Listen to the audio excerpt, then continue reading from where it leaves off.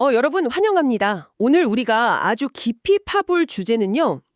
우리가 매일 마주하는 식탁, 그 중에서도 가장 중심을 차지하는 고기에 대한 이야기입니다. 네, 오늘 자료는 일본의 축산인문서에서 발췌한 내용인데요. 도축이랑 해체 공정을 아주 치밀하게 다루고 있죠. 맞아요. 여러분이 마트에서 집어드는 그 완벽하게 포장된 스테이크나 식당에서 구워 먹는 삼겹살을 한번 떠올려 보세요. 살아 숨쉬던 거대한 생명체가 어떻게 그렇게 깔끔한 식품으로 변하는지 그 과정을 평소에 생각할 기회가 별로 없잖아요. 그쵸. 거의 보지 못하죠. 약간 거대한 보이지 않는 벽이 쳐져 있는 것 같달까요? 맞습니다. 그래서 오늘의 목표는 단순히 도축 순서를 나열하는 게 아니고요. 네, 이 시스템이 어떻게 현대사회의 엄청난 단백질 수요를 감당하면서 질병으로부터 우리를 보호하는지 그 벽 너머의 세계를 해부해 보는 겁니다. 아주 고도로 공학적이고 또 극도로 위생적인 해체 엔지니어링의 세계죠. 자, 그럼 이 거대한 시스템의 문을 한번 열어볼까요? 자료가 보여주는 과정이 정말 놀랍더라고요. 이 문헌이 보여주는 과정은 현대 인류가 이룩한 가장 복잡한 생물학적 물류 시스템의 결정체라고 할 수 있습니다. 생물학적 물류 시스템이요? 네, 살아있는 유기체를 다루면서 동시에 공산품처럼 일관된 품질과 안전성을 확보해야 하거든요. 이게 굉장히 모순적이고 어려운 과제입니다. 확실히 과거의 방식과는 완전히 다르더라고요. 그렇죠. 철저한 과학적 분석 그리고 전염병 예방이라는 역사적 교훈이 층층이 쌓여서 만들어진 진화된 방어선이라고 보셔야 합니다. 그럼 바로 그 시스템의 엄청난 규모부터 짚고 넘어가 보죠. 2021년 기준 일본 통계를 보면 진짜 입이 떡 벌어집니다. 전국에 도축장이 171개가 있죠. 네, 보통 식욕센터라고 부르던데요. 여기서 1년 동안 처리되는 가축수가 돼지가 1683만 마리? 소는 105만 마리에 달합니다. 여러분 이 숫자를 매일매일의 상황으로 쪼개서 생각해보면요. 매일 수만 마리의 거대한 생명체들이 전국 각지에서 이 센터들로 쏟아져 들어온다는 뜻이거든요. 엄청난 물류죠. 도쿄 중앙 도매시장 시국시장처럼 아예 거대한 도매시장과 병설되어 운영되는 곳들도 많고요. 살아있는 생명체를 다루면서 이렇게 거대한 물류를 소화해낸다는 게 사실 직관적으로 잘 와닿지가 않았어요. 도매시장과 병설되어 있다는 점이 바로 그 물류의 핵심을 보여줍니다. 유통의 지연 시간을 제로에 가깝게 만들어는 극단적인 효율하거든요. 아, 생산과 유통을 딱 붙여놓은 거군요. 네. 하지만 이 거대한 물류의 흐름 속에서 아주 흥미로운 역설이 하나 발생합니다. 역설이요? 매일 쏟아져 들어오는 이 쉴 새 없이 돌아가는 컨베이어 벨트 같은 시스템의 첫 단계가 놀랍게도 완전한 정지라는 사실이죠. 아, 저도 그 부분이 정말 의외였어요. 보통 공장이라면 트럭으로 재료가 오자마자 바로 생산 라인에 투입되는 게 상식이잖아요. 그렇죠. 시간은 돈이니까요. 그런데 농장에서 전용 트럭을 타고 도축장에 도착한 소와 돼지들은 곧바로 작업장으로 가지 않더라고요. 네, 도축장에 병설된 계류소라는 전용 공간으로 갑니다. 거기서 반나절에서 길게는 하루 정도 긴 휴식을 취하게 되잖아요. 네, 이 거대한 산업 시스템이 시간을 들여서 생명체에게 숨고르기를 허락한다는 건데 이게 단순히 동물복지 차원만의 이야기는 아닙니다. 그렇죠. 다른 이유가 명확히 있더라고요. 경제학적인 이유와 생화학적인 이유가 완벽하게 일치하는 지점이 바로 이 휴식 시간입니다. 자세히 좀 풀어주시죠. 가축들은 낯선 환경과 트럭 이동 때문에 극도의 스트레스를 받게 되거든요. 이때 동물의 체내에서는 아드레날린이 분비되고 근육 속에 있던 글리코겐이 급격히 소진됩니다. 스트레스 때문에 에너지를 다 써버리는 거네요. 맞습니다. 이 상태에서 곧바로 도축이 이루어지면 어떻게 될까요? 근육에 젖산이 제대로 형성되지 않아서 고기가 부패하기 쉬워집니다. 아, 보존성이 떨어지는군요. 게다가 색깔은 어둡고 육질은 퍽퍽해지죠. 결국 시장에서 제값을 받을 수 없는 불량품이 되어버리는 겁니다. 그러니까 스트레스를 받은 고기는 과학적으로 상품 가치가 떨어지기 때문에 철저한 자본의 논리와 품질 관리를 위해서라도 반드시 쉬게 해주어야 한다는 거군요. 정확합니다. 그리고 이 휴식 시간은 또 다른 중대한 목적을 위해 사용되죠. 아, 수의사분들 투입되는 거요? 네.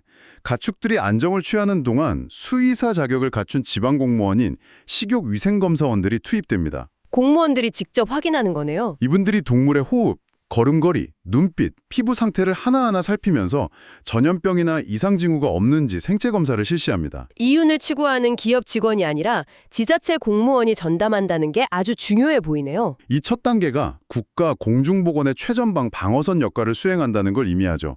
여기서 이상이 발견된 개체는 다음 단계로 아예 넘어갈 수조차 없습니다. 그렇게 까다로운 첫 관문을 통과하고 푹 쉰 소들은 이제 본격적인 해체 라인으로 유도되는데요. 드디어 생명체가 식품으로 전환되는 극적인 경계선에 서게 됩니다. 맞습니다. 가장 물리적인 작업이 시작되는 곳이죠. 소들을 노킨펜이라고 불리는 아주 좁은 전용 공간에 들어가더라고요. 우르르 들어가는 게 아니라 딱 한 마리만. 철저히 통제된 상태로 들어가야 하니까요. 그리고 여기서 전용 도구를 사용해서 소의 미간, 이마 중앙에 물리적인 충격을 가해 단숨에 기절시킵니다. 자료에서는 이걸 스타닝 공정이라고 부르더라고요. 돼지의 경우는 방식이 조금 달라서 전기 충격이나 이산화탄소가스를 주로 사용하죠. 그런데 하루에 처리해야 할 양이 엄청나잖아요. 굳이 한 마리씩 기절시키는 과정을 거치는 특별한 이유가 있을까요? 이 과정을 이해하려면 20세기 초 헨리 포드의 조림 라인을 떠올려 볼 필요가 있습니다. 자동차 만드는 컨베이어 벨트 말씀이시죠? 네. 포드가 사실 시카고의 거대한 도축장에서 동물이 해체되는 과정을 보고 자동차 조립의 아이디어를 얻었다고 하잖아요. 아, 해체 라인을 거꾸로 돌려서 조림 라인을 만든 거군요. 맞습니다. 이 완벽한 해체 라인이 안전하고 빠르게 돌아가려면 작업 대상이 절대 움직여서는 안 됩니다. 1톤이 넘는 소가 공포에 질려 발버둥 치면 어떻게 될까요? 작업자들도 위험하고 정밀한 작업은 아예 불가능하겠네요. 네, 그래서 기절 공정은 동물의 고통을 차단하는 인도적인 조치임과 동시에 정밀도를 확보하기 위한 필수적인 공학적 통제 장치입니다. 그렇게 기절해서 쓰러진 소는 노킹펜 바닥이 열리면서 자연스럽게 옆에 있는 방혈 공간으로 굴러떨어지게 설계되어 있습니다. 중력을 이용하는 거죠. 아주 영리한 구조죠. 거기서 대동맥을 절개해 단숨에 피를 빼냅니다. 비로소 생명체로서의 기능이 멈추는 건데요. 제가 놀랐던 건 심장이 완전히 멈춘 뒤에 피를 빼는 게 아니더라고요. 기절 직후에 심장이 아직 뛰고 있을 때 피를 빼내죠. 그 타이밍이 이 공정의 핵심입니다. 살아있을 때 피를 뺀다고 생각하면 잔인하게 들릴 수 있지만 완벽하게 기절해서 고통을 못 느끼는 상태인 거죠. 맞습니다. 피는 몸속에서는 생명을 유지하는 요소지만 호흡이 멈는 순간부터는 세균이 폭발적으로 번식하는 위험한 매개체로 돌변합니다. 아, 피가 남아있으면 고기가 금방 썩어버리는 거군요. 완벽한 위생을 위해 혈액을 남김없이 빼내야 하는데 이때 심장의 펌프질, 즉 자연적인 혈압을 이용하는 겁니다. 심장이 펌프 역할을 해서 피를 쫙 밀어내주는 거네요. 네, 기절부터 방열까지는 시간을 다투는 아주 정교한 레이스입니다. 피가 체내에 고이기 전에 가장 빠르게 빼내야 고기 부패를 막고 보존성을 확보할 수 있거든요. 피를 완전히 빼낸 직후부터는 이제 본격적인 고도의 외과 수술이 시작됩니다. 이 과정을 보면 정말 혀를 내두를 정도로 치밀해요. 네, 진짜 흥미로워지는 부분이 바로 여기부터죠. 먼저 머리를 잘라내고 우설 같은 부위를 분리해내는데 이 머리 쪽에서 아주 특수한 작업이 이루어집니다. 검사원이 머리에서 연수 부위를 채취해서 검사실로 보내는 작업 말씀이시죠? 네, 이게 그 전 세계를 공포로 몰아넣었던 광우병, 즉 BSE 감염 여부를 확인하기 위한 필수 절차잖아요. 역사적으로 보면 BSE 사태는 전 세계 도축 시스템을 완전히 뒤바꿔 놓은 결정적인 사건이었습니다. 어떤 식으로 바뀌었나요? 과거에는 그냥 뼈와 살을 발라내는 물리적 효율성에 집중했다면 BSE 이후로는 특정 위험물질, 그러니까 심경계 조직을 고기와 완벽하게 격리하는 방역의 개념이 해체 라인의 가장 중요한 목적이 되었습니다. 연수검사 결과를 기다리는 동안 지육은 계속 컨베이어 벨트를 타고 가지만 만약 양성 반응이 나오면 해당 지육은 시장에 나가지 못하고 전량 폐기됩니다. 눈에 보이지 않는 단백질 변형을 잡기 위해 수만 마리를 매일 전수 검사하는 거네요. 비용이 엄청날 텐데 그 엄청난 비용을 기꺼이 지불하고 있는 거죠. 그 강박에 가까운 위험 통제가 이어지는 과정에서도 계속됩니다. 다리를 절단하고 가죽을 벗긴 다음에 척추를 따라 척수액을 빨아들이더라고요. 네, 치과 진공청소기 같은 기계로 척수신경 조직을 통째로 뽑아내버립니다. BSE 매개체를 완전히 물리적으로 제거하는 거죠. 근데 여러분, 제가 이 자료 보면서 가장 경이로움을 느꼈던 디테일은 따로 있습니다. 신경계 조직 다음으로 위험한 게 소화계 조직이잖아요. 내장 안에 들어있는 오물이 가장 큰 문제죠. 대변이 살코기에 묻으면 끝장이니까요.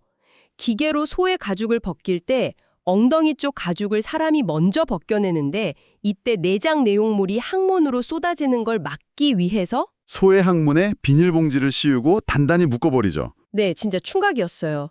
그 수백억 단위의 첨단 자동화 기계들 사이에서 오염을 무섭지만 현장 작업자들이 가장 두려워하는 건 체내에서 발생하는 교차 오염이거든요.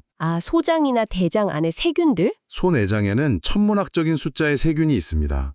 칼을 잘못 써서 장이 터지거나 방금 말씀하신 것처럼 항문으로 배설물이 한 방울이라도 흘러나와 고기에 닿으면 그 최고급 쇠고기가 순식간에 세균 덩어리가 되는 거군요. 네, 단 한 번의 실수로 엄청난 경제적 손실은 물론이고 대형 식중독 사태가 터질 수 있죠. 그래서 그 항문을 봉쇄하는 작고 원초적인 조치가 가장 확실한 안전장치였던 거네요. 맞습니다.